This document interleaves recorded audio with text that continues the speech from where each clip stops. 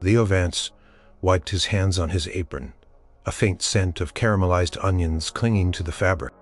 His diner, the Griddle and Groove, was quiet tonight. Just a few scattered regulars hunched over their coffee cups, lost in the glow of their phones. The jukebox, usually blaring classic rock, was muted, a silent testament to the slow Tuesday evening. Leo sighed, leaning against the worn counter. Business had been tough, really tough. He poured his heart and soul and every last penny into this place. He loved cooking, loved the hum of a busy kitchen, the clatter of plates, the satisfied smiles of his customers. But lately those smiles were fewer, and the diner felt more like a tomb than a lively eatery. Glanced at the framed Pie Milk record hanging crookedly on the wall. Elvis Presley's Blue Hawaii. Elvis was Leo's hero, not just the music, though he knew every lyric. It was Elvis's story, the way he came from nothing and became a legend, the king. Leo often dreamed of making something legendary himself, something that would put the Griddle and Groove on the map. And then one sleepless night, fueled by a mountain of peanut butter, bananas, and a sudden spark of inspiration, it hit him: a sandwich, not just any sandwich, but the sandwich.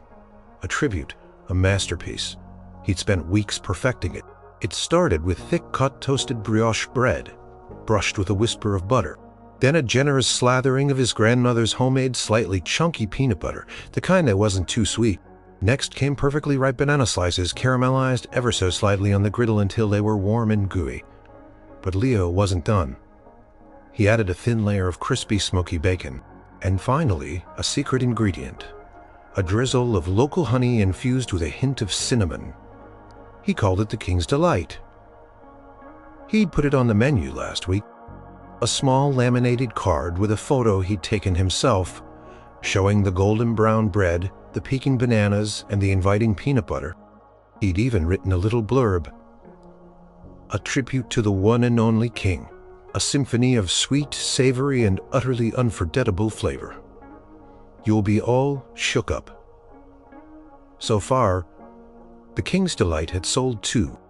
One to his only full-time waitress, Martha, who said it was heart attack delicious, which wasn't exactly a ringing endorsement for sales. The other to a curious tourist who probably just thought it sounded weird. You look like you're plotting world domination, Leo, Martha said, startling him. She was stacking chairs at a nearby table, her movements efficient despite her tired eyes. Martha had been with him since day one, a rock of dry wit and unwavering loyalty. Just thinking, Martha, Leo mumbled, running a hand through his slightly messy brown hair. Thinking about the King's Delight. It's good, isn't it? Really good. Martha scoffed gently. It's unique, Leo. Definitely unique. Maybe a little too unique for this neck of the woods. They were in a small town in rural Tennessee, not far from Memphis, but far enough that people preferred their comfort food familiar. But it's got potential, Leo insisted, his voice gaining enthusiasm. Imagine, Martha, people coming from all over just to try the King's Delight, food bloggers, tourists, maybe even, dare I say it, a news crew. Martha smiled, a genuine warmth spreading across her face.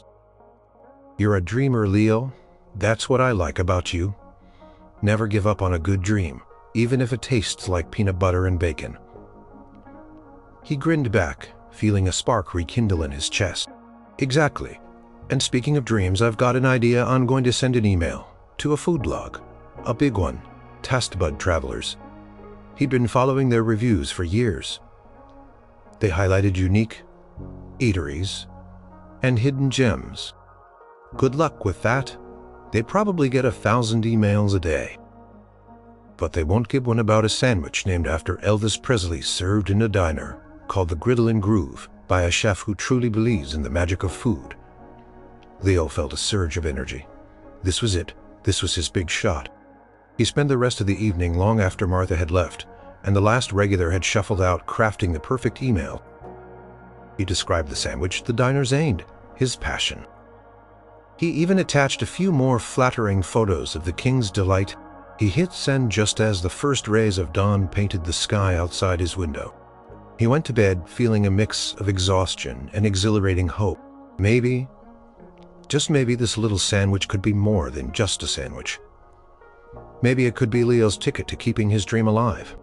He drifted off to sleep, dreaming of Elvis' bright lights and the delicious buttery crunch of brioche. Days turned into a week. The email to Tastabud Travelers seemed to have vanished into the vast digital abyss. Leo checked his inbox every hour, his heart giving a tiny, hopeful thump with each new email notification, only to deflate when it was just another spam message or a bill reminder. Martha gave him sympathetic glances, refraining from saying, "I told you so." King's Delight remained a niche, item occasionally ordered by adventurous teenagers or curious first-timers. Leo started to lose heart. He poured so much into that email, into the sandwich itself. Was he just another small-town dreamer destined for obscurity? The griddle and groove was barely breaking even. He had bills to pay, ingredients to buy, and Martha to pay. Thought of closing down, of giving up his passion, twisted in his gut like a sour knot. Then, late one afternoon, while he was kneading dough for his famous cinnamon rolls, his phone buzzed with an unfamiliar number. He picked it up, expecting a telemarketer. "The Griddle and Groove, Leo speaking," he said, his voice automatically professional. "Mr. Vance, this is Emily Harper from Tastabud Travelers." It's a smooth, confident voice set on the other end. Leo froze, the dough forgotten in his hands. His heart leaped into his throat. "M.S. Harper. Oh, wow, I sent you an email last week about a sandwich," Emily Harper chuckled. "Indeed you did, and it was quite the email, intriguing to say the least. The King's Delight, you called it." Yes, that's the one." Leo could barely contain his excitement. He risked a glance at Martha, who was wiping down tables, and gave her a frantic silent thumbs. Up, she looked at him quizzically. "Well, Mr. Vance," Emily continued, "your passion certainly came through. We're always looking for something truly original, something with a story, and a sandwich named after Elvis Presley has." "Does, it really does. It's delicious." "M.S. Harper, truly, it's a taste of Memphis, of legacy, of rock and roll." He was rambling, but he couldn't stop. "Here's the thing. We typically send our own team out, but a certain individual saw your email, someone who usually doesn't get involved in our review process." Leo frowned. "Someone important." "You could say that," Emily said, a hint of mystery in her voice. "This person was quite taken with the idea. So much so that they've decided they want to try it themselves personally." Leo blinked. Personally? Who was this certain individual who had the power to bypass Tastabud Travelers' usual procedures? Was it the editor-in-chief? A famous food critic? His mind raced, imagining a stern-faced, bespectacled gourmand dissecting his precious King's Delight. "They're a very private person, Mr. Vance," Emily explained. "So no cameras, no big announcements. Just a simple reservation for one under a discreet name. They'll be arriving sometime next week. We'll confirm the exact day and time by email." "A reservation," Leo stammered. "Precisely. And if they like it, you can expect a very positive feature on our blog. It could be huge for you, Mr. Vance. A real game changer." "A game changer," Leo echoed, his voice barely a whisper.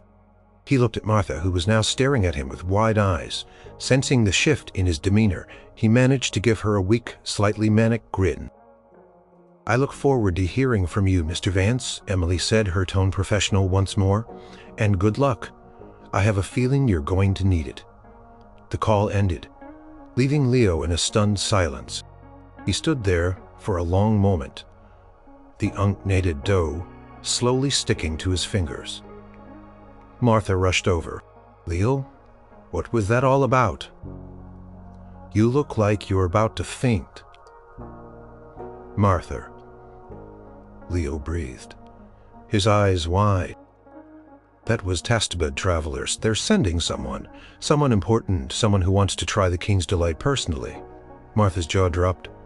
No way. Are you serious? Who?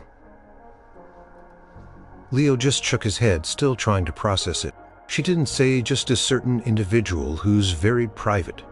They'll be making a reservation. A wave of excitement mixed with sheer terror washed over him. This was it. This was his chance. But who is this mystery guest? And why were they so private? Emily Harper's words, "You're going to need it," echoed in his mind. He had a whole week to prepare, a whole week to make sure every single King's Delight was perfect. He had to be ready for the most important sandwich of his life. The next few days were a blur of frenetic energy and anxious anticipation for Leo. He obsessed over every detail of the griddle and groove. He scrubbed the floors until they shined, polished every counter, and even rearranged the salt and pepper shakers until they were perfectly symmetrical.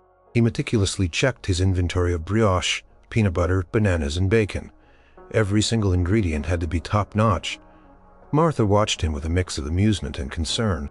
"Leo, you're going to scrub the paint off the walls if you keep this up," she'd warned him one morning, finding him perched on a ladder, dusting the already spotless ceiling fans. "It's just one person, no matter how important." "But what if it's someone famous, Martha?" Leo countered, his eyes gleaming with a manic energy. "What if it's the editor of Tastebud Travelers themselves?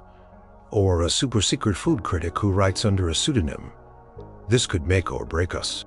His mind swirled with possibilities, each more fantastical than the last. He even entertained the wild, fleeting thought that it might be some long-lost relative of Elvis himself coming to judge his tribute. He quickly dismissed that as pure fantasy. The email with the reservation details finally arrived late on a Wednesday night. Leo was practically vibrating as he opened it. The subject line read, "Reservation Confirmation, the Griddle and Groove."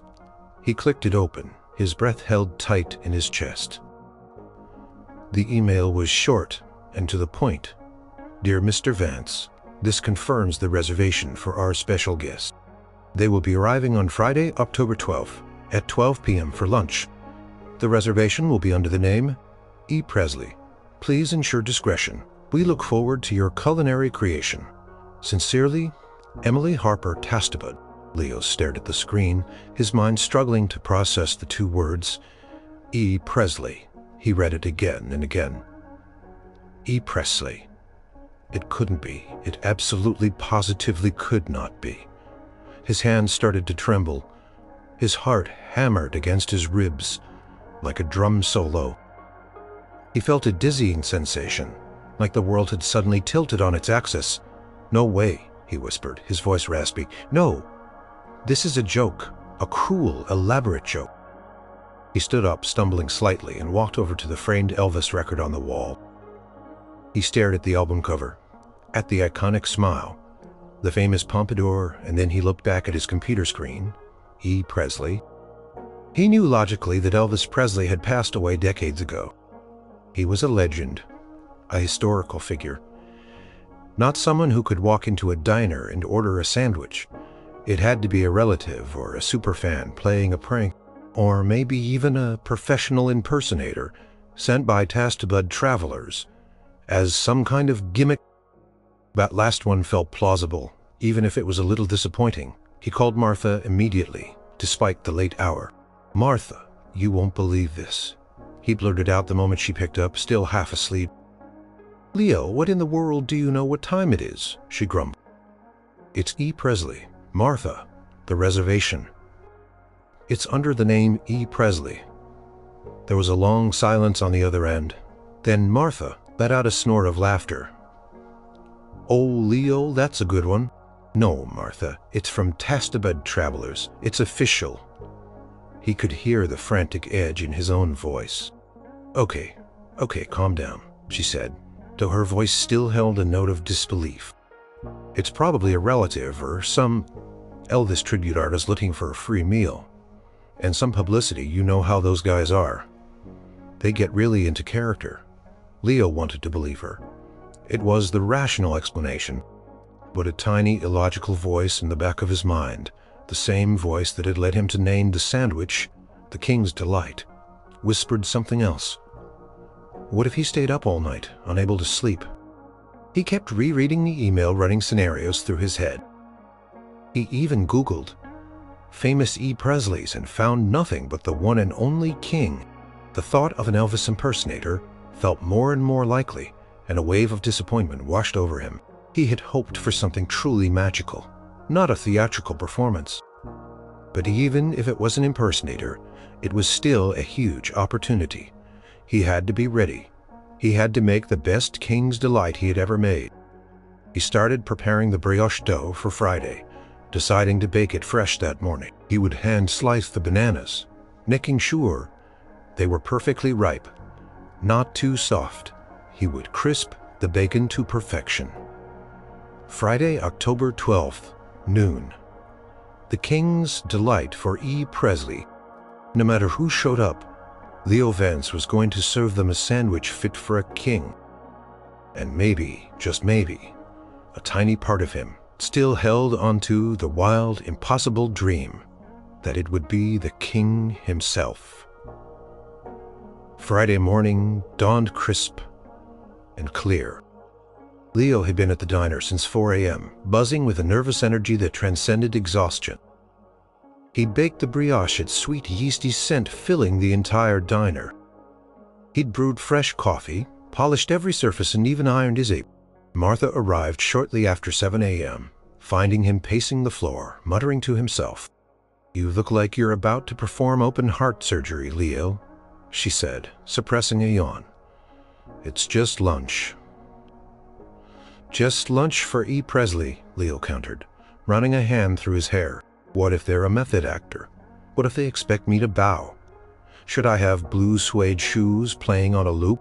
Martha rolled her eyes, but a small smile played on her lips. "Just be yourself, Leo, and make a darn good sandwich. That's all anyone can ask." The morning hours crawled by. Regulars came and went, oblivious to the momentous occasion drawing near. Leo checked the clock every few minutes. 11 a.m. 11:30 a.m. His stomach was a nest of butterflies. He imagined a limousine pulling up, a flash of cameras, a crowd of onlookers. He tried to mentally prepare for the inevitable disappointment, when it would turn out to be just a very dedicated fan or a critic with a quirky pseudonym. Then, at precisely 11:58 a.m., a sleek black car, understated but clearly expensive, pulled up to the curb outside the Griddle and Groove. It wasn't a limousine, and there were no cameras, no crowd, just a quiet, dignified vehicle. Martha, who had been wiping down the counter, also paused, her eyes widening slightly. The driver, a burly man in a dark suit, stepped out and opened the back door. A figure emerged. He was a man well-dressed in a dark suit that fit perfectly, making him look taller and broader than he might actually be. His hair was dark, carefully styled, though a little less dramatic than the iconic image Leo held in his mind. He wore dark sunglasses even indoors, which obscured his eyes, but his posture was regal, his movements smooth and deliberate. As he walked towards the diner's entrance, Leo felt a strange sense of unreality. This man carried himself with an undeniable presence, a quiet power that commanded attention without demanding it. He wasn't loud, wasn't flashy, but every head in the diner subtly turned towards him, pushed open the door, and a faint, sweet scent of cologne wafted in a classic, comforting smell. He removed his sunglasses as he stepped fully inside, and Leo finally saw his eyes. They were a piercing blue, startlingly familiar even though Leo had only ever seen them in photographs and on screens. There were lines at the corners, signs of age, but the gaze was intense, wise, and kind. The man paused, his blue eyes scanning the diner, taking in the checkered floor, the booths, the Elvis memorabilia. On the wall, his gaze finally landed on Leo, standing frozen behind a counter, clutching a menu. He didn't even remember picking up. A slow, gentle smile spread across the man's face. It wasn't the famous, wide, charming grin of his youth, but a softer, more genuine expression. "Afternoon," the man said, his voice a low, unmistakable baritone, deeper than Leo expected. But with that same warm southern drawl, "I believe I have a reservation under the name E. Presley." Leo felt a tear prick the corner of his eye. This was beyond anything he could have imagined. This was impossible. This was a dream come true. "Mr. Presley." Leo managed to stammer, his voice barely a whisper. "Welcome to the Griddle and Groove. It's an honor." Martha, who had been standing beside him completely speechless, finally found her voice. "Oh my heavens," she breathed, her hand flying to her mouth. The man, E. Presley, chuckled softly, a sound that sent shivers down Leo's spine. "No need for formalities, son. Just Elvis and I hear you've got a sandwich named after me." His blue eyes twinkled. "I figured it was high time I came and tried it. The king here in his diner to try his sandwich. It was almost too much to bear." Leo led Elvis to the quietest booth in the corner, away from the eyes of the few remaining customers who were now openly staring. Martha, regaining her composure, quickly put up a "closed for private event" sign, though her hands trembled slightly. The driver, a watchful presence, took a seat at the counter, facing the door. Leo handed Elvis a menu, though he knew what he wanted. Can I get you anything to drink, Mr. Presley? I mean Elvis," he stammered, still flustered. Elvis's lips curved into a gentle smile. "Just a glass of cold milk, son, whole milk, if you got it." Leo nodded, rushing off to the kitchen. His mind was racing a million miles an hour. This was really happening. He had to make the perfect king's delight, the one that would live up to the legend. He carefully took out the freshly baked brioche, slicing it thick. He spread a generous amount of the chunky peanut butter, then meticulously arranged the perfectly ripe griddled banana slices. The bacon sizzled in the pan, crisping to a golden perfection. He laid it on the sandwich, then added the secret drizzle of honey with cinnamon. He pressed a top slice of brioche down gently, then sliced the sandwich diagonally, presenting two perfect halves. With trembling hands, he placed the plate in front of Elvis, along with a glass of milk. "Here it is, Elvis, the king's delight." Elvis looked down at the sandwich, a thoughtful expression on his face. He picked up one half, holding it carefully. He took a moment, inhaling the warm, sweet, savory aroma. Leo watched, holding his breath, every fiber of his being focused on Elvis's reaction. Elvis took a bite. His eyes closed for a moment, a subtle hum escaping his lips. He chewed slowly, deliberately, savoring every flavor. Leo felt like he was undergoing the most intense culinary examination of his life. Finally, Elvis swallowed. He opened his eyes, and they held a depth of emotion that surprised Leo. "Son," Elvis said, his voice soft, "this ain't just a sandwich." He took another bite, a slightly larger one this time. "This is a memory." He chewed again, and Leo saw a faraway look in his eyes. "My mama, she used to make me peanut butter and banana sandwiches. Simple things, comfort food. But this," he gestured with the sandwich, "this takes it to a whole new level." "The bacon," Elvis mused, taking another bite. "That's a nice touch. The crunch and the honey that's cinnamon, it adds a little something extra, doesn't it? A little warmth, like a familiar tune." Leo felt a wave of profound relief wash over him, followed by a surge of pride. He had done it. He had created something that resonated with the king himself. "It's about respecting the classics, but daring to add your own twist," Leo said, finding his voice again. Like a new arrangement of an old song, Elvis smiled. A genuine, warm smile that reached his eyes. "Exactly. You understand, this isn't just a gimmick, is it, Leo?" "No, sir," Leo said earnestly. "It's a tribute to your legacy, to the joy you brought the world, to the idea that anything is possible, no matter where you come from." Elvis nodded slowly, finishing the first half of the sandwich. "You got a good heart, Leo, and a good hand in the kitchen. This sandwich, it tells a story." He took a sip of his milk, then set the glass down. "You know," he said, leaning back slightly, People always think of me as the flashy performer, the one with the jumpsuits and the big stage. But deep down, I was always just a country boy who loved his mama's cooking. And a good song. This wasn't the Elvis of the documentaries or the impersonators. This was a real man, thoughtful, reflective, sitting in his diner, eating his sandwich. This sandwich, Elvis continued, looking at the remaining half on his plate. It feels honest, it feels like home.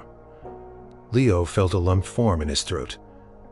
It was the highest praise he could have ever received. He had poured his heart into the king's delight, and the king in turn had poured a piece of his own heart into the diner by simply being there. Taste test was over, but something much deeper had just begun. Elvis finished the second half of the king's delight, wiping his mouth delicately with a napkin. "That was truly something special, Leo," he said, a look of genuine contentment on his face. "Thank you." "My pleasure, Elvis, truly," Leo replied, still trying to process the surreal nature of the moment. Poured Elvis another glass of milk, his hands much steadier now. "So the Griddle and Groove," Elvis said, looking around the diner again. "Nice name. Got a good beat to it." He nodded towards the silent jukebox. "You play a lot of music here, when it's not a private event." Leo chuckled, glancing at Martha, who was still hovering near the kitchen entrance, pretending to organize napkins, but clearly listening intently.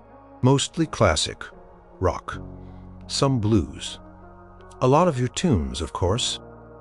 "Good choices," Elvis said, a knowing twinkle in his blue eyes. "Tell me, Leo, what made you decide to put a sandwich named after me on your menu? Just a fan, or was there something more?" Leo took a deep breath.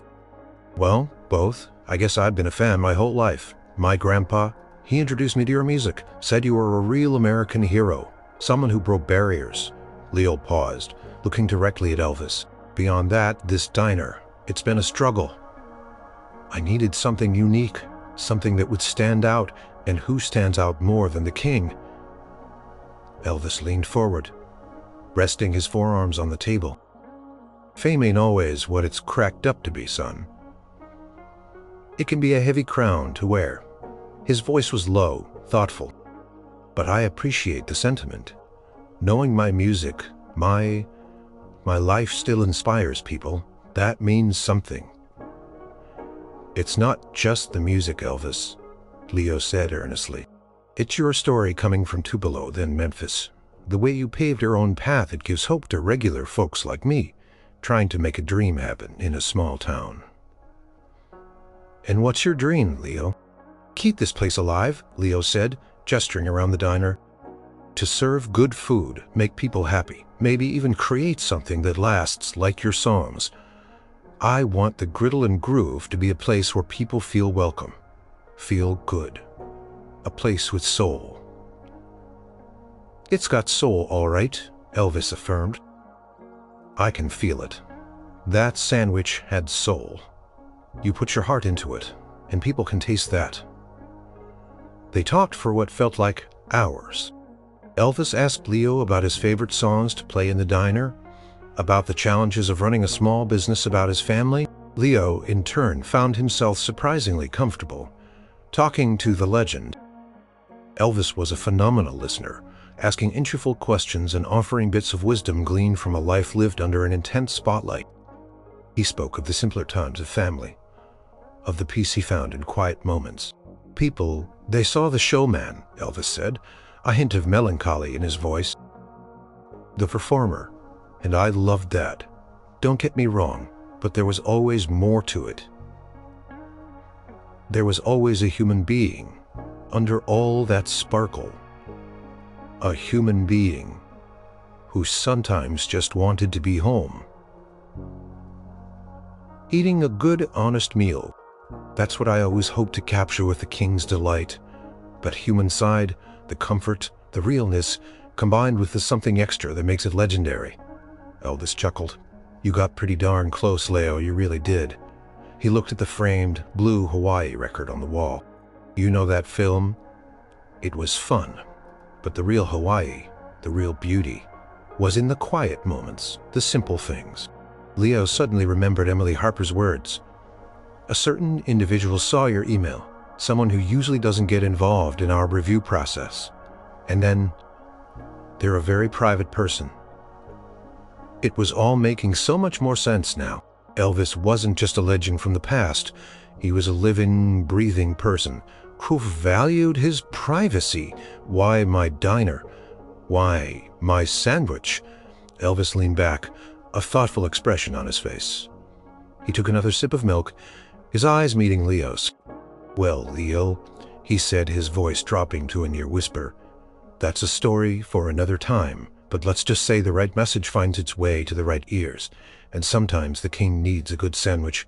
He winked a playful glint in his famous blue eyes.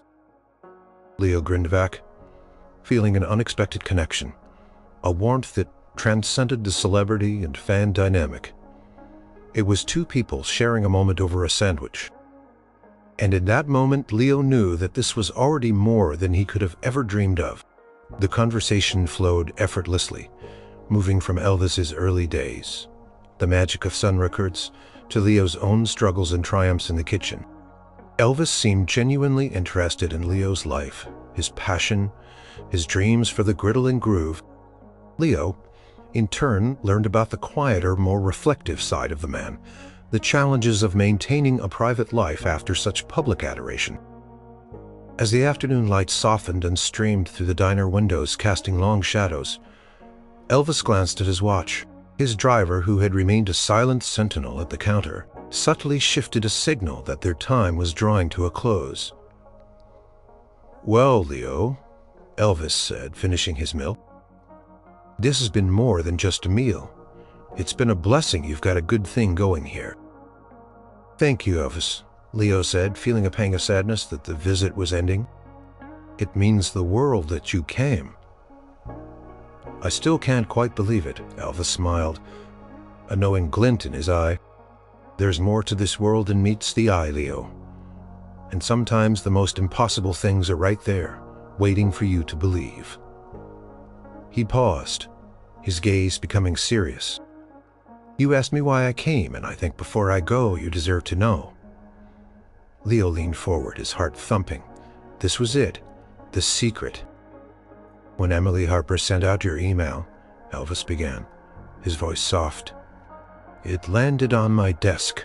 She knows I have an affinity for stories that capture the heart. And yours did, Leo, the passion, the tribute." Paused, a flicker of something, perhaps sadness, perhaps longing, passing through his eyes. "It's part of the legend." "It's part of my truth, Leo," Elvis corrected gently. "But there's something else, something about your specific recipe." He looked at Leo, his blue eyes intense.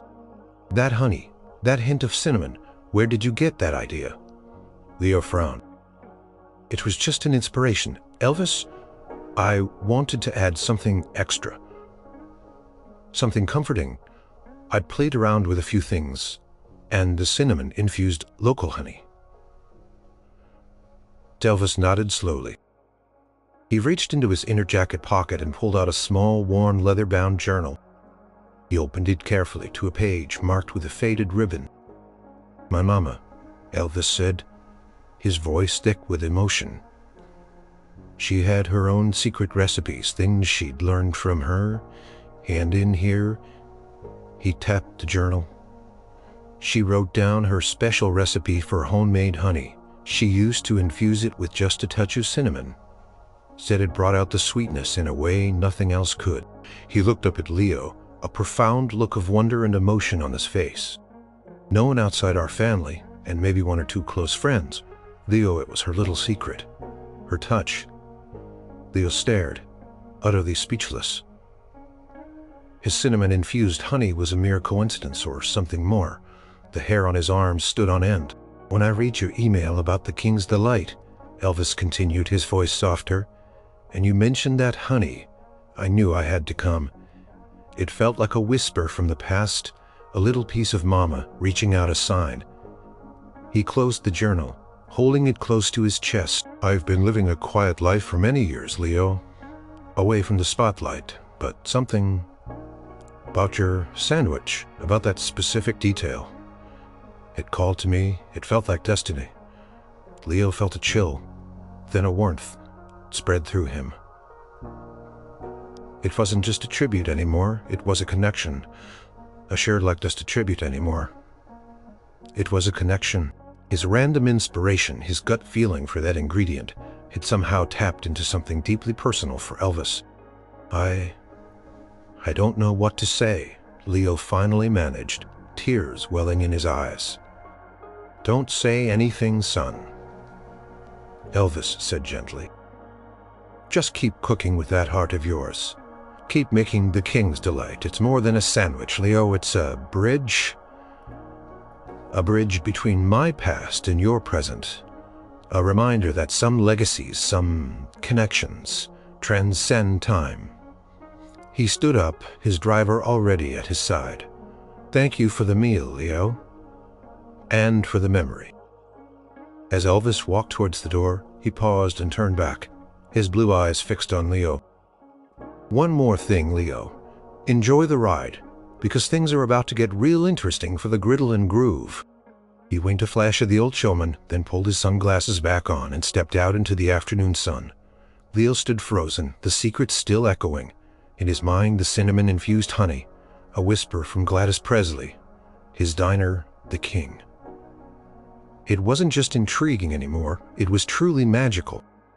The moment Elvis's sleek black car pulled away, the silence in the Griddle and Groove was deafening. Leo and Martha stood side by side, staring at the empty street, completely stunned. Did that just happen? Martha finally whispered, her voice full of awe. Theo could only nod, a dizzying mix of disbelief and euphoria swirling inside him. He touched the counter where Elvis had been sitting as if to confirm it was real. The king had been here. He had eaten his sandwich and he had shared a deeply personal secret. The very next morning, the first article appeared on Task to Bud Travelers. It wasn't just a review. It was a feature splashed across their homepage with a captivating headline, The King's Blessing. Elvis Presley himself visits small-town diner for the King's Delight. The article didn't include photos of Elvis respecting his privacy, but it painted a vivid picture of his visit, Leo's heartfelt tribute, and the profound connection over the sandwich. Emily Harper had somehow managed to convey the magic of the moment without revealing too much. Then the floodgates opened. By lunchtime, the local news channel picked up the story. By the afternoon, it was national. Phone calls started pouring in from reporters, food critics, curious tourists, and even Elvis fan clubs. The Griddle and Groove, once a quiet, struggling diner, was now the hottest spot in the country. The next day, a line stretched down the block before they even opened. People wanted the King's Delight. They wanted to sit in Elvis's booth. They wanted to see Leo the chef, who had unknowingly tapped into a legendary secret. Leo and Martha were swamped. They hired extra help, but even then they struggled to keep up with the demand. Griddle and Groove transformed from a cozy local spot into a bustling, chaotic hub of activity. The jukebox, once muted, was now blaring Elvis hits all day long. We need more brioche, Leo yelled over the din frantically, making another batch of King's Delight. Martha, another pot of coffee for table 3. Coming, Leo, Martha shouted back, looking frazzled but energized. She was coordinating orders, taking payments, and even giving impromptu tours of Elvis's booth. The initial rush was exhilarating. A dream come true, Leo's diner was thriving. He was paying off bills, making a profit, and his sandwich was a sensation. But soon the constant pressure began to take its toll. The media calls never stopped. Reporters camped outside hoping for a glimpse of him or another celebrity sighting. Tourists crowded the small space. Some just wanted to take pictures, not even ordering food. Leo felt like he was losing control of his own diner. The intimate, soulful place he had built was becoming a loud, impersonal machine.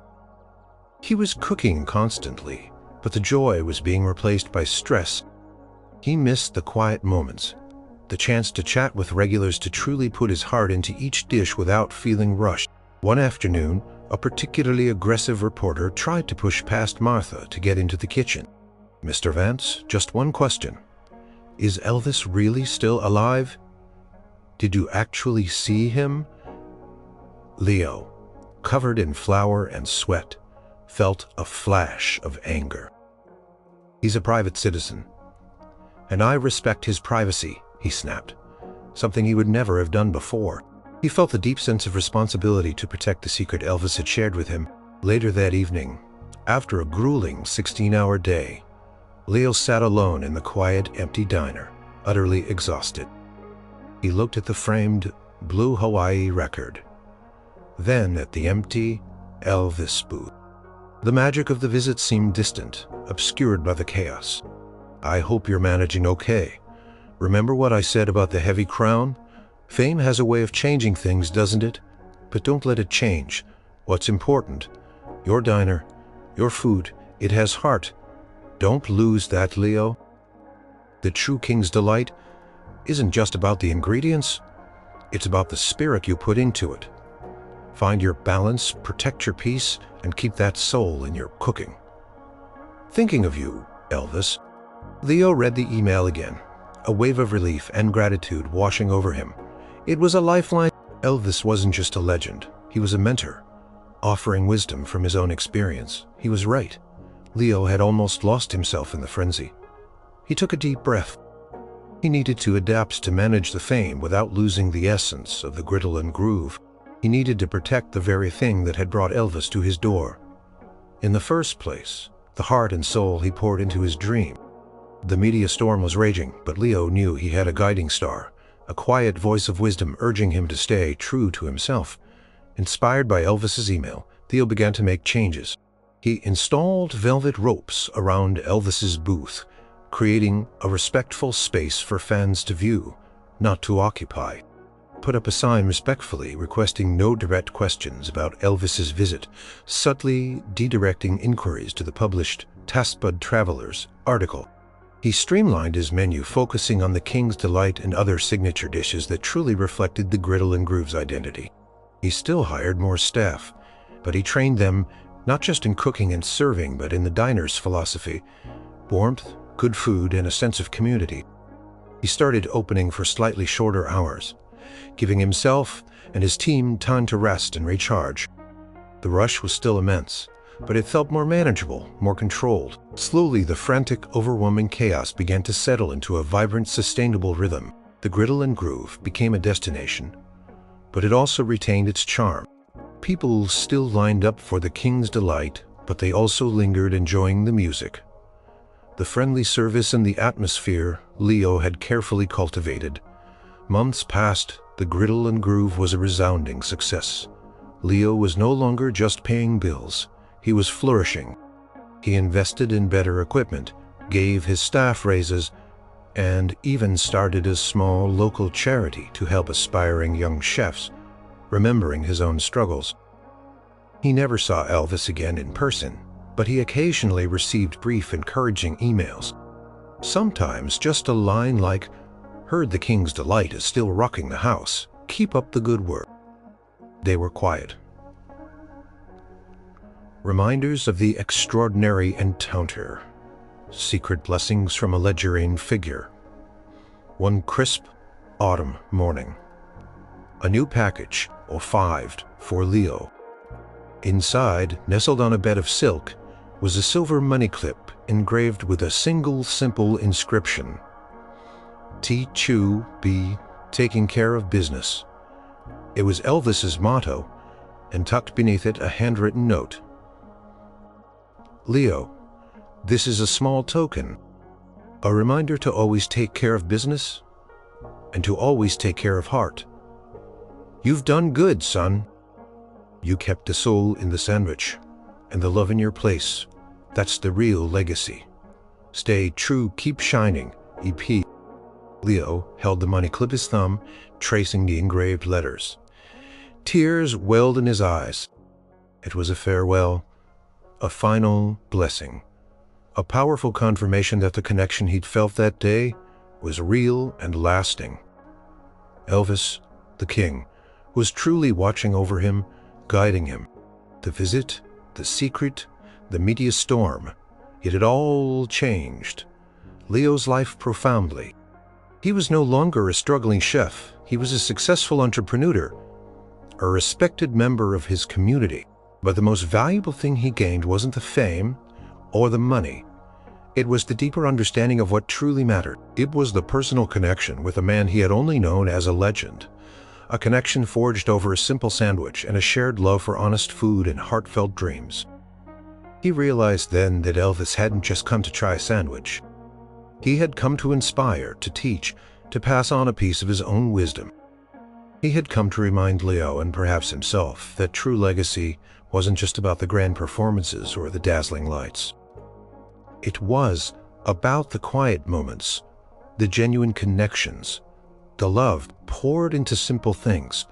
Leo put the money clip in his pocket, a constant reminder. He walked out into the diner where Martha was already bustling, preparing for the day's rush.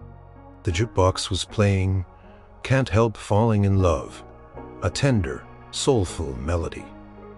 He smiled. The Griddle and Groove was more than just a diner now. It was a place where dreams had come true, where legends had visited, and where the echoes of a king's timeless wisdom would forever reside.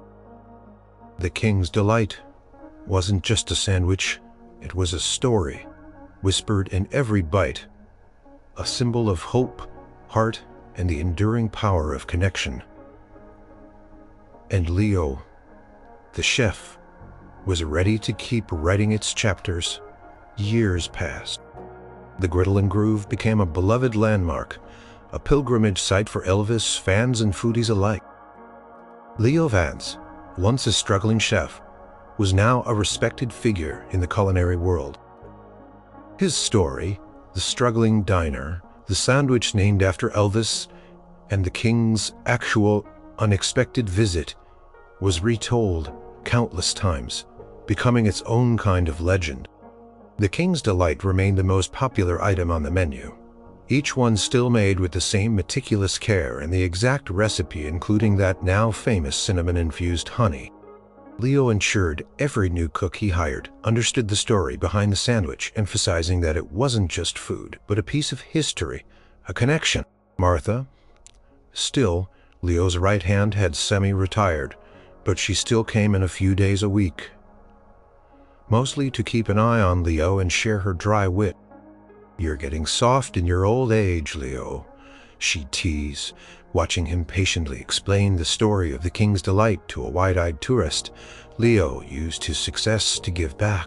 He established the Griddle and Groove Culinary Scholarship for local students who dreamed of becoming chefs, just like he had. Quietly funded a small music program at the local high school, ensuring young people had access to instruments and lessons, hoping they too could find their voice just as Elvis had. He even contributed anonymously to a local historical society dedicated to preserving Memphis music history. He never forgot the private messages, the TCB money clip, or the quiet wisdom Elvis had shared. He understood now that Elvis hadn't come for publicity or fanfare. He had come for a moment of genuine connection, a taste of home, and to pass on a torch of kindness and authenticity. He had come to ensure that the heart of the sandwich and the soul of the diner endured. One sunny afternoon, a young man, no older than 18, shyly approached Leo at the counter. He held a well-worn copy of a music history book. "Mr. Vance?" he asked. "I'm Mark. I'm one of the scholarship recipients for next year. I just wanted to say thank you. And I read about Elvis coming here. Do you really think he, is still out there?" Leo smiled a warm, knowing smile. He looked at the framed, blue Hawaii record. Its colors faded, but its spirit vibrant. He looked at the booth still roped off, a silent monument to a magical day. "Mark," Leo said, his voice soft but firm, "what I know is this: the king isn't just a person who lived a long time ago. The king is an idea. He's the idea that a boy from nothing can become everything. He's the idea that a simple sandwich can connect people across time." He paused, then continued. "And he's the idea that even when life gets loud and crazy, you can still find the quiet moments, the honest truths. You can still put your heart. It will echo." Mark nodded, a look of understanding dawning on his face. "So, He's always here, in a way. In the music, in the stories, in the way people connect over something good and true, and maybe, Leo added, a subtle twinkle in his eye, in a truly excellent sandwich. He turned to Mark. Come on, I'll make you a king's delight on me. You need to taste the history. As Leo began preparing the sandwich, the aroma of toasted brioche, sweet bananas, and savory bacon filled the air. The jukebox, as if on cue, began to play Suspicious Minds, its familiar melody filling the diner. Leo felt a warmth spread through him, a sense of deep contentment. He knew that the king's visit hadn't just saved his diner. It had transformed his life. It had given him purpose beyond profit and a profound connection to a legacy much larger than himself. He might never see Elvis again, but his presence, his wisdom, and the secret shared over a cinnamon-infused honey would forever echo within the walls of the Griddle and Groove, a heartwarming testament to the enduring power of dreams, a simple sandwich, and the unforgettable magic of the king.